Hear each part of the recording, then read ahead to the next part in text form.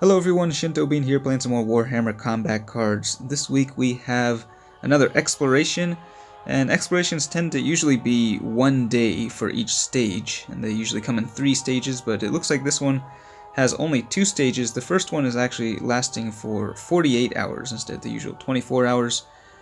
And for the modifiers we have 250 deck points, and Tormentor's Toxin, which means that cards will deal 30% of their attack damage back to themselves. It's actually one of my personal favorite modifiers because it makes the games go faster, and also the AI makes some dumb decisions, killing its own cards at times. We're playing as Tyranids against Aeldari for this first stage, and the rewards are actually based on the number of wins. It does keep track of how many more wins you need to unlock each reward. So I think you needed a total of 19 wins to claim all of the rewards. And certain traits definitely work better than others for this Tormentor's Toxin. I will take a look at the second day, or the second stage of the exploration. There are some nice rewards here. The Wraith Seer is a very powerful card once you level it up, and the Screamer Killer is not so good, but you do get 2 copies of this legendary, so can't complain there. A new card for the Tyranids is the Ravener. I do like this model, and it's actually pretty strong, even at the lower levels, so a nice addition to the Tyranid roster there. It also has high initiative, so pretty strong melee card.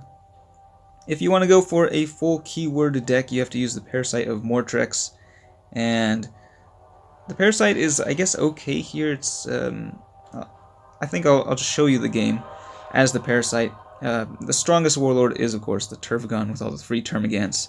You don't have to worry so much about your units dying off. But we still are pretty early on, so we'll give ourselves a bit of a challenge here with the Parasite. This is the deck I'm running. With the Parasite, we've got a couple ranged units in there. We got the Berserker Carnifex, which is pretty fun because it gains a lot more damage. It also deals a lot of damage to itself, but that further enrages it. And we've got the Exocrine. This thing is actually really good. Shields are very good with this Tormentor's Toxin. I will show you why. And just a few other cards. Poison is also decent because the damage from the poison obviously won't come back to hit you. So yeah, fairly straightforward. Just go ahead and deploy. It is kind of weird because it seems like sometimes the damage it deals back to you, it depends on the situation. Like sometimes it's based on the damage that you would have dealt, at other times it's based on the damage that you actually deal. So I'm not sure what the rule is actually there, but we'll go ahead and drop the Carnifex here at the beginning. We're up against Illic Night Spear. And let's see, maybe we'll go... Yeah, we'll start with some ranged, I think. We'll drop the Ridge Runner down. And a, wow, very low level. Level 1, Wraithblade. Okay, so I think we'll go with this guy. Wait, why are these cards such low levels? I know it's still early on, but I actually, in the last game, I actually came up against a max level card at random. It was kind of weird. Alright, so here's they're starting melee attack. And as you can see, they're dealing 30% of the damage dealt back to themselves. The reason why the Parasite is not so great here is that, see, we're dealing reduced damage, but still taking the full 30% of the damage that we were supposed to deal. So actually, just took 30% of like 70-something damage, even though the Carnifex actually only dealt reduced damage because, yeah, it dealt 50% less damage to the enemy, but still took the full amount. But I think it kind of evens out in the end once you kill the enemy, because of course it explodes and deals damage to the adjacent cards. So we'll go ahead and use the ranged attack here. And there's Explosion dealing 58 damage to the Wraithblade, and once again hitting the Howling Banshee Exarch. This guy ends up killing himself, and the Carnifex is very big. Obviously healing would be good here. Medicae, I would have included a card with Medicae, but it's not a keyword card, and I just wanted to go with the full keyword deck. So the Exocrine, again, is very nice with the shields. Hopefully we'll be able to see it in action here. Yeah, so they'll go for an attack, and of course the damage will get entirely blocked by the Exocrine's shield, but the enemy unit will still be taking 30% of their attack damage. Like so. And actually that was kind of weird because it actually took more than 30%, I think because of the big game hunter. So it would have dealt more than 44 damage, and then it was calculated based on the adjusted damage, which is really weird, even though it really ended up dealing 0 damage in the end because of the shield. Alright, we'll keep going with the ranged attacks. Now that they're infested, they will be blowing up when they die.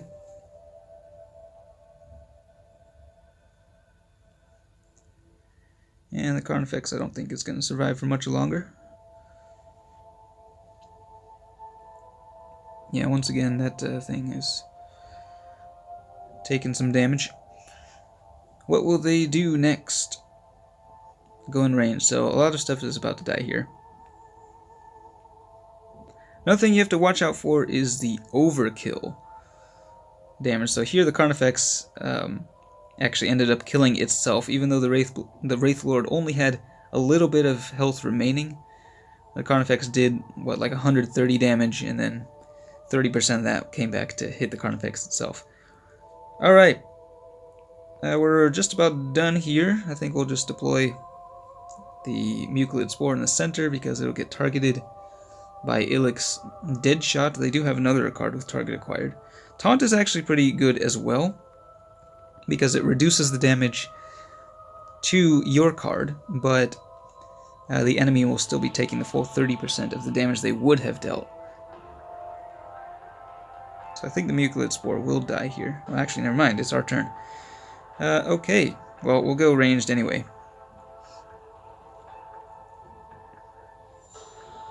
The Mucilid Spore will hit everything with Deathblow, infesting everything, rather. Or maybe not.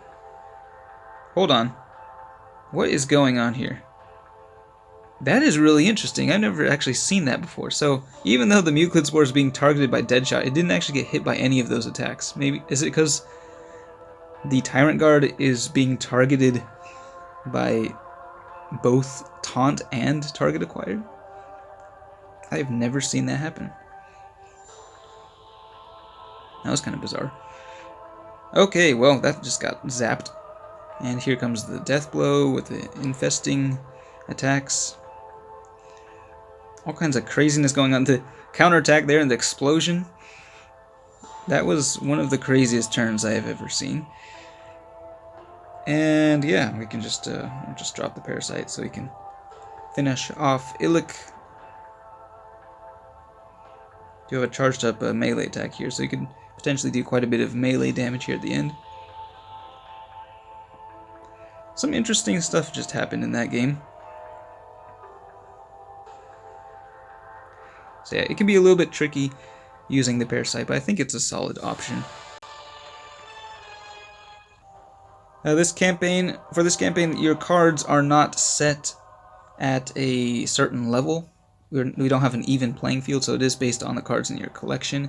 We also have campaign energy, I forgot to mention that. Usually explorations have the strike system, but here it's just based on energy and the number of wins. Again, so if you want the higher rewards, you will have to play more games, put in more time.